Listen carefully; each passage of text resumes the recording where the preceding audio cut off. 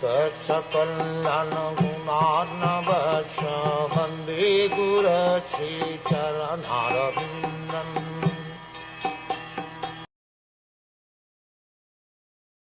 At the end of the millennium, the would-be Vaivasvata Manu, of the name Satyavrata, would see that the Lord in the fish incarnation is the shelter of all kinds of living entities, up to those in the earthly planets. Because of my fear of the vast water at the end of the millennium, the Vedas come out of my Brahma's mouth, and the Lord enjoys those vast waters and protects the Vedas. During one day of Brahma, there are 14 Manus, and at the end of each Manu there is devastation up to the earthly planets, and the vast water is fearful even to Brahma. So in the beginning of the would-be Vaivasvata Manu, such devastation would be seen by him.